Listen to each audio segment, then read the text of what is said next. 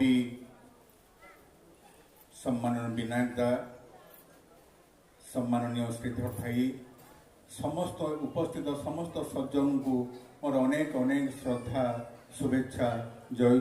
बहुत मूल्यवान मतामत देवाई जांक मुहर दीपद कथा शुणिले आम मानकर प्राण संचार हुए, इष्ट कर्म करिवार गोटे उदग्र बासना कामना आम भितर सृष्टि हुए। से भली बहु व्यक्तित्व ये अच्छी से शुणा। तेरे गोटे कथा ए पुरी कथा जो मन पड़े, पुरी जमीती आम मान समस्त गोटे प्राण स्पंदन, जमीती उत्तर भारत में बद्रीनाथ, दक्षिण रे रामेश्वर, पूर्व जगन्नाथ धाम एवं पश्चिम आमर जो रहिला जो धाम चारिटा धाम रहिला, ए धाम भितर पुरी जो धाम पुरुषोत्तम धाम जगन्नाथ मोर धाम आमर परिचय सहीटा से जे गतकालीर जो लीला पुरुषोत्तम, से लीला पुरुषोत्तम वर्तमान जीवंत भाव एठी पुरी ठाकुर बाड़ी आरंभ हवा परे से जीवंत भाव एठी लीला आरंभ कले 1923 मसीहारू जेतेबेले ठाकुरंकर उत्कल भूमि को आगमन हैला।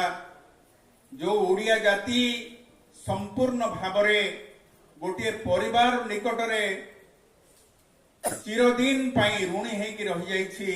से परिवार होछि सम्माननीय स्वर्ग जानकीनाथ बोस जे सुभाष बोसंकर पिता, से परिवार निकट से दिन ठारू जो ठाकुरंकर उत्कल को आगमन हैला, परवर्ती समय जहाँ जहाँ सब घटी इतिहासर कथा से संपर्क में आपण माने समस्ते जानिचंती।